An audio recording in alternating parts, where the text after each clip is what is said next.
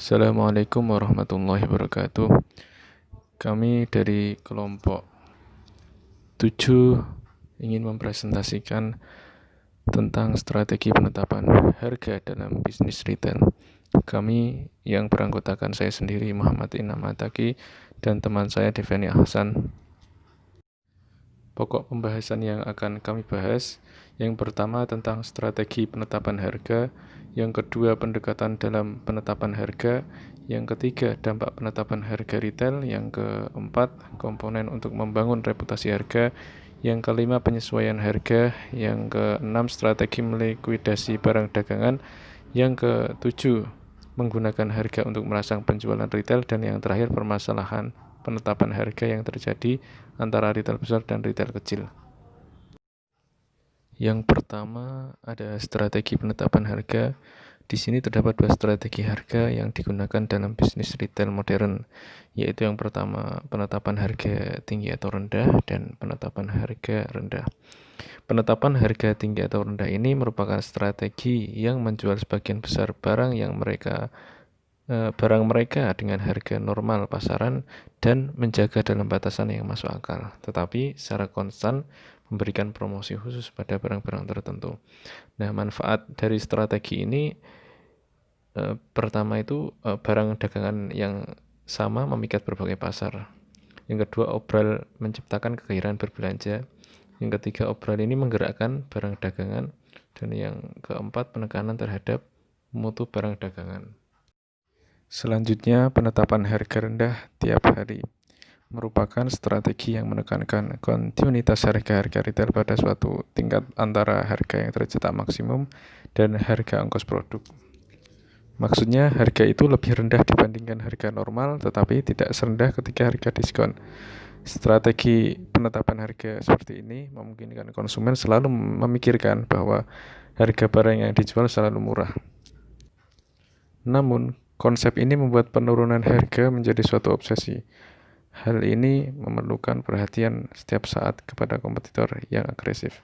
Strateginya adalah tidak semua barang yang dijual murah. Yang dijual murah hanya barang-barang tertentu di mana kita bisa mendapatkan harga murah dari pemasok. Manfaat dari strategi EDLP ini berkurangnya perang harga, berkurangnya iklan, serta berkurangnya kelebihan persediaan. Pendekatan dalam penetapan harga. Terdapat 3 pendekatan dalam penerapan harga dalam retail. Yang pertama, metode penetapan harga jual impas, yang merupakan metode penetapan harga yang berorientasi biaya. Maksudnya, harga ditentukan dengan penambahan suatu persentase tetap kepada biaya atau harga barang dagangan. Retail harus menciptakan metode untuk melacak perubahan harga retail untuk mencapai tujuan finansial keseluruhan. Yang kedua, ada metode penetapan harga yang berorientasi pada permintaan atau harga didasarkan pada perkiraan kemauan pelanggan untuk membayar. Metode ini dipakai bersama dengan metode berorientasi biaya. Fokusnya yaitu pada struktur laba dan efek dari perubahan harga terhadap penjualan. Penetapan harga berdasarkan permintaan konsumen dilakukan dengan melihat pola perubahan perilaku belanja pelanggan pada kondisi harga yang berbeda, kemudian dipilih harga yang merujuk pada tingkat belanja yang ingin dicapai retail. Yang terakhir, metode penetapan harga yang berorientasi pada persaingan. Metode penetapan harga yang berorientasi pada persaingan tersebut didasarkan pada harga pesaing, di mana harga dapat ditetapkan di bawah, di atas maupun sama dengan pesaing. Misalnya dengan memakai data harga bersaing atau kompetitif. Data ini bisa berasal dari personal toko, penyedia pihak ketiga, dan vendor representatif. Selanjutnya, dampak penetapan harga retail. Retail bisa menentukan volume penjualan yang perlu untuk menghasilkan laba dengan analisis peluang pokok yang menganalisis total hubungan antara pendapatan total dan biaya total untuk menentukan volume barang dagangan yang perlu terjual agar mencapai laba impas pada berbagai level penjualan. Komponen untuk membangun reputasi harga. Di sini terdapat 5 aktivitas yang dapat mendukung dibangunnya reputasi harga bagi sebuah retail. Yang pertama ada everyday sale prices atau mengubah harga pada rak setiap hari dengan memperhatikan perubahan harga untuk setiap unit yang dijual dalam rak akan membuat reputasi yang baik bagi retail. Karena jika sebuah retail itu tidak konsisten antara informasi harga pada rak display dengan informasi harga pada komputer kasir, maka akan menurunkan reputasi dari toko retail tersebut. Yang kedua ada price communication atau komunikasi harga. Retail harus menjaga komunikasi terhadap pelanggan tentang informasi harga yang ditetapkan retail untuk setiap unit barang dagangannya. Manajemen toko retail dapat melakukan komunikasi dengan pelanggannya terkait dengan penetapan harga atas produk yang dijual di dalam toko melalui 2 alternatif cara komunikasi pemasaran, yaitu melalui media above the line seperti media massa ataupun melalui media below the line seperti informasi kepada para member, sosialisasi perubahan harga melalui berbagai event pemasaran dan sebagainya. Yang ketiga ada harga promosi atau promotional prices, atau secara konsisten melakukan promosi harga untuk unit-unit barang dagangan tertentu. Konsumen pada umumnya menyukai adanya promosi harga, sehingga manajemen toko retail dituntut agar dapat melakukan aktivitas promosi harga tersebut secara reguler untuk membangun reputasi toko retail dan menarik konsumen untuk datang. Yang keempat ada harga per unit atau per unit price. Retail harus mengkomunikasikan harga per unit barang dagangan kepada pelanggan. Informasi harga per unit produk yang dikomunikasikan toko kepada konsumen ini akan mengurangi kekhawatiran seperti tidak mampu bayar, ketakutan membeli produk dengan harga yang terlalu mahal, atau kekhawatiran bahwa harga yang dibayarkan tidak setara dengan kualitas produk yang dibeli. Yang terakhir, pemahaman pelanggan terhadap nilai unit harga. Pemahaman pelanggan terhadap nilai unit barang dagangan akan sangat membantu dalam memahami penetapan harga oleh retail terhadap unit barang dagangan tersebut. Perubahan harga yang ditetapkan oleh manajemen toko retail akan memberikan dampak pada perubahan pola belanja konsumen serta persepsi konsumen atas reputasi toko retail tersebut. Selanjutnya ada penyesuaian harga. Penyesuaian harga ini dapat dilakukan oleh retail dengan menetapkan markdown. Dan markdown ini adalah reduksi harga retail awal dengan dasar pemikiran bahwa harga yang rendah diharapkan dapat meningkatkan jumlah penjualan. Beberapa alasan dilakukannya markdown adalah cuci gudang atau promosi. Keterbatasan pendekatan dapat dijelaskan sebagai berikut.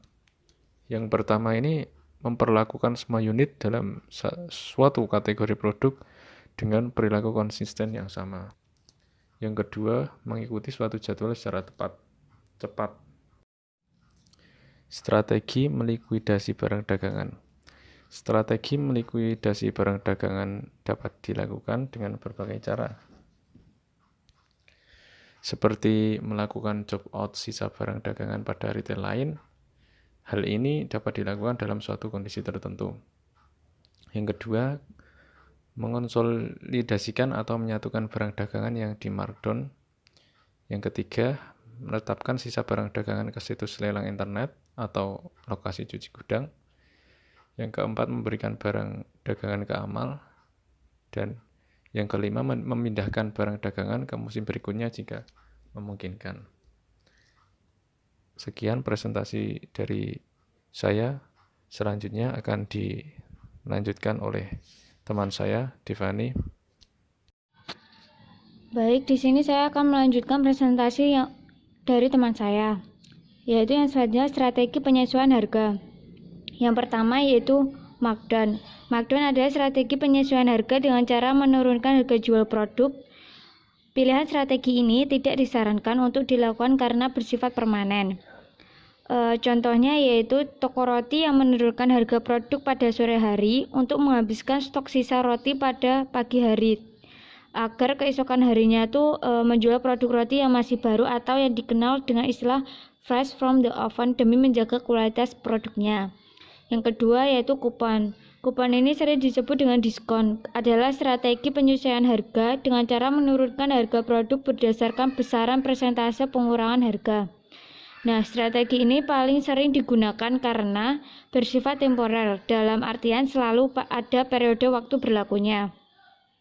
Nah, contohnya yaitu toko fashion pada umumnya tidak akan memberikan diskon pada produk new arrival atau produk baru setelah berselang 2-3 bulan, maka harga produk tersebut akan disesuaikan dengan besaran diskon 20-30% dan demikian seterusnya. Besaran diskon akan bertambah sampai stok barang tersebut habis terjual.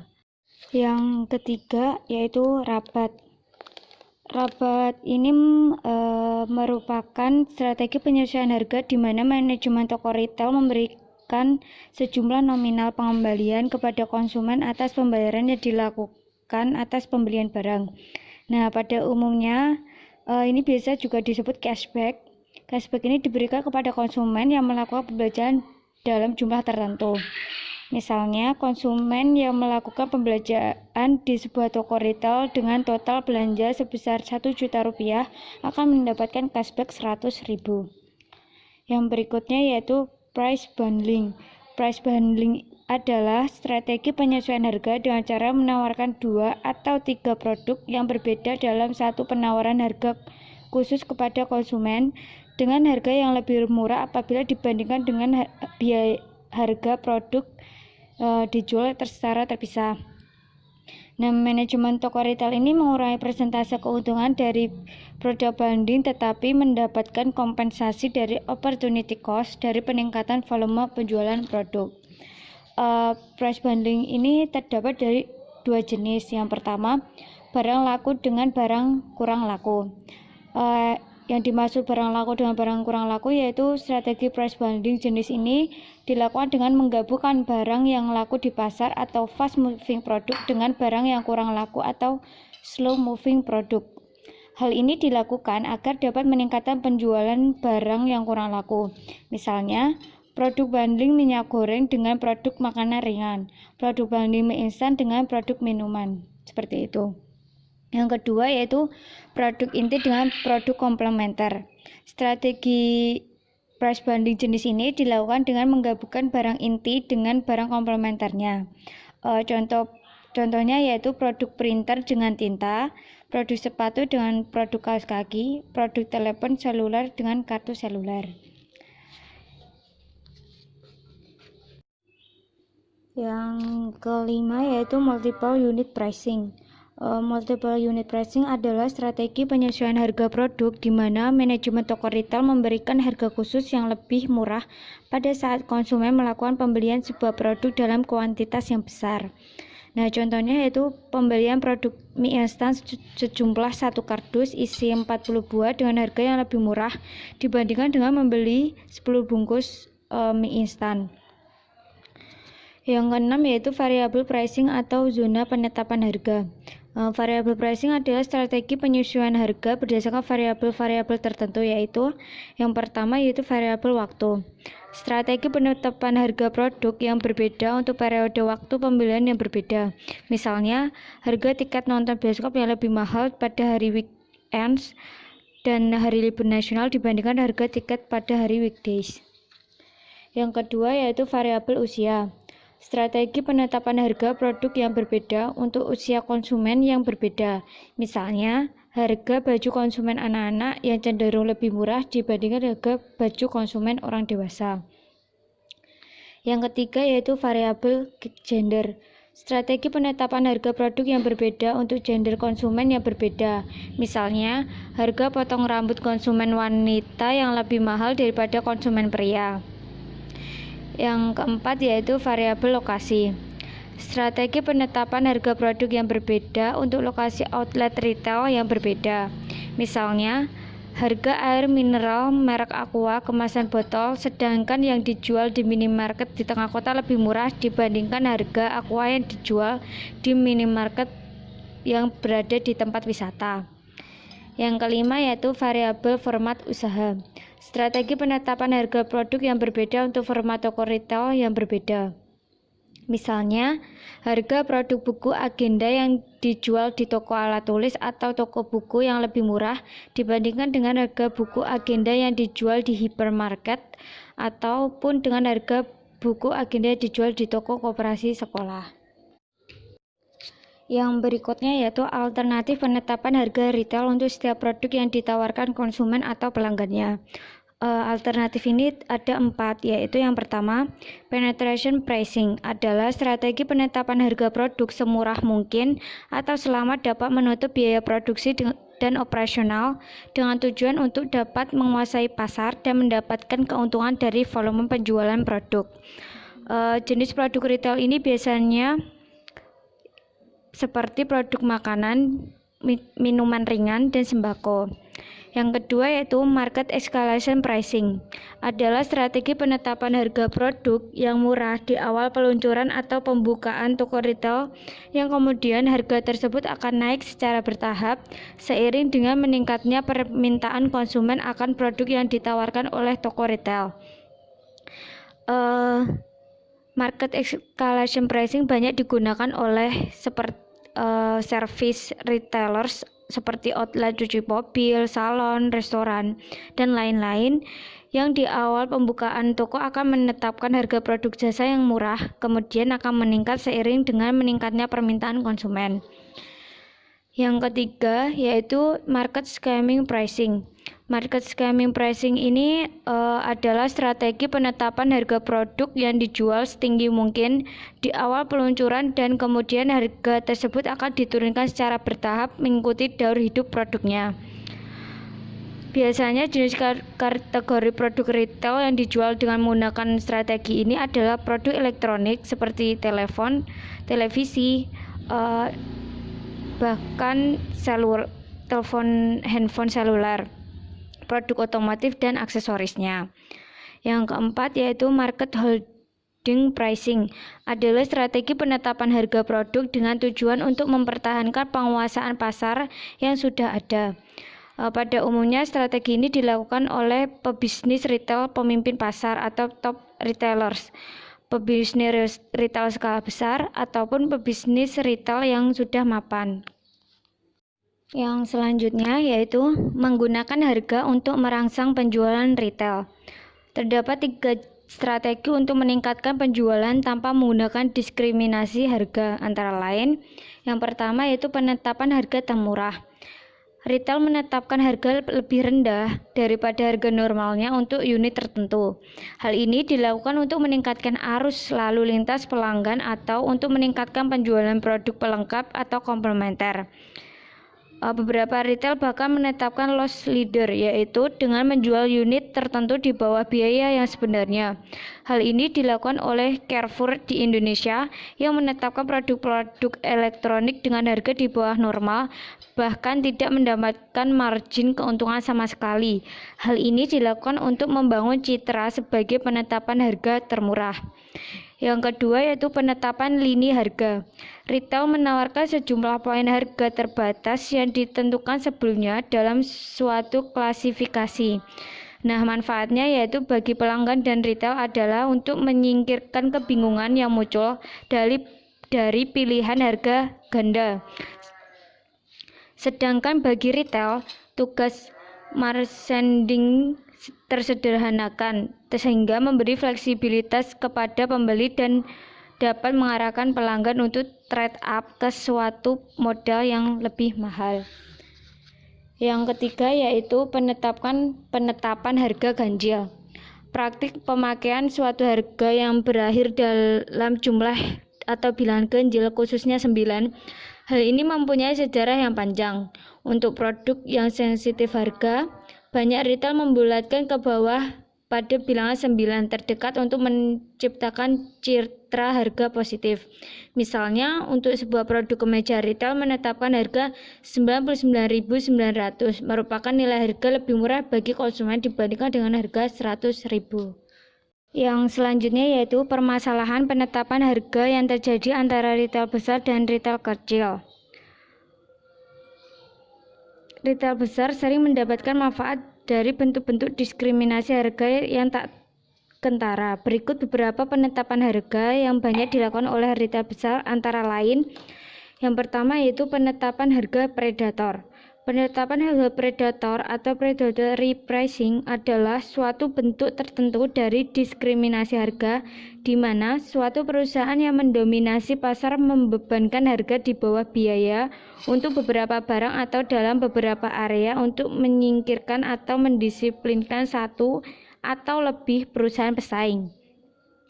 Akhirnya, predator berharap menaikkan harga agar mendapatkan laba yang cukup untuk menutup kerugian akibat predasi itu. Perusahaan menentang atau menantang harga-harga yang bersifat predatoris memikul beban pembuktian dalam sebagai berikut. Yang pertama, predator tersebut mempunyai kekuatan pasar yang signifikan. Maksudnya yaitu perusahaan pesaing atau predator ini mempunyai kekuatan yang signifikan dibandingkan retail yang lain. Yang kedua yaitu predatory tersebut menetapkan harga beberapa barangnya setidak-tidaknya di bawah total biaya termasuk alokasi untuk biaya overhead selama periode waktu yang signifikan. Maksudnya yaitu predatory ini menetapkan harga barangnya itu di bawah total biayanya termasuk alokasi dan overheadnya selama periode waktu yang ditentukan. Yang berikutnya yaitu penetapan harga vertikal. Penetapan harga vertikal ini melibatkan perjanjian untuk menetapkan harga antara pihak-pihak tertentu pada level-level berbeda dalam saluran pemasaran yang sama. Misalnya retail dan vendor. Biasanya untuk menetapkan harga anjuran dari harga retail pabrik, beberapa vendor memaksa retail untuk memelihara harga anjuran dari harga retail pabrik dengan menunda atau membatalkan pengiriman. Sedangkan di sisi lain, retail justru seringkali ingin menetapkan harga di atas harga anjuran dari harga retail pabrik tersebut. Vertical price fixing merujuk pada kesepakatan antara beberapa level pihak dalam supply chain management, misalnya perusahaan, distributor, dan toko untuk menetapkan harga tetap di setiap level yang ada. Yang ketiga yaitu penetapan harga horizontal. Ini melibatkan perjanjian antara retail yang memiliki saling bersaing secara langsung untuk memiliki harga yang sama. Horizontal price fixing merujuk kepada kesepakatan antara berbagai pihak pada level yang sama dalam supply chain management.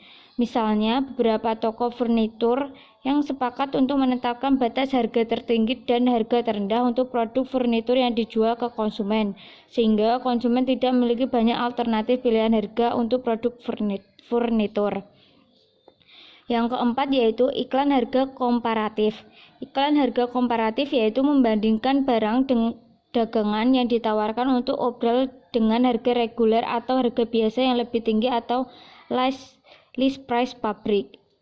Konsumen memakai harga yang lebih tinggi atau harga referensi sebagai benchmark untuk apa yang mereka yakini sebagai harga real barang dagangan tersebut.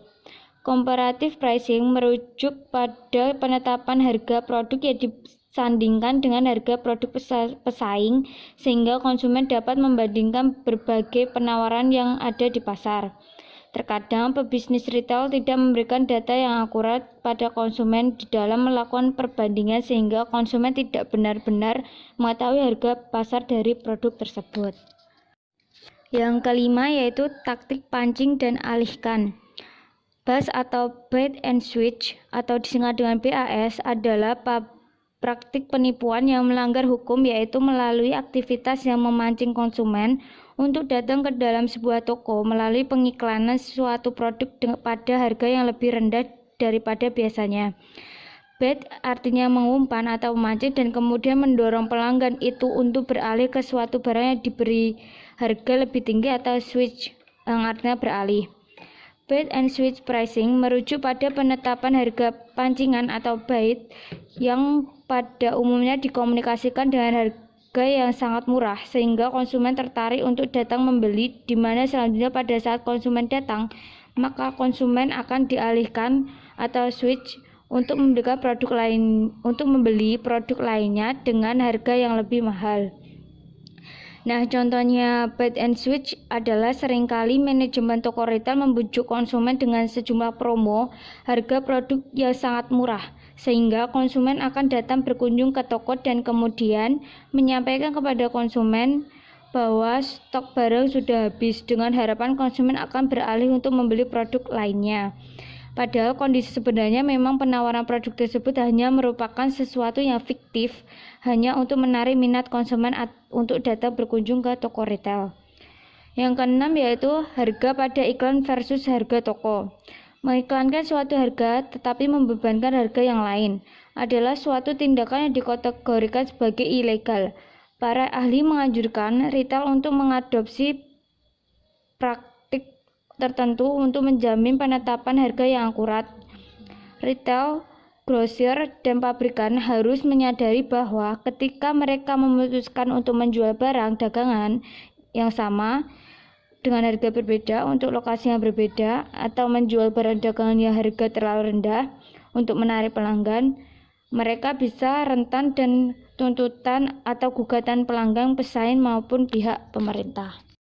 Sekian presentasi dari kami, kurang lebihnya mohon maaf. Wassalamualaikum warahmatullahi wabarakatuh. Terima kasih sudah mendengarkan presentasi dari kami.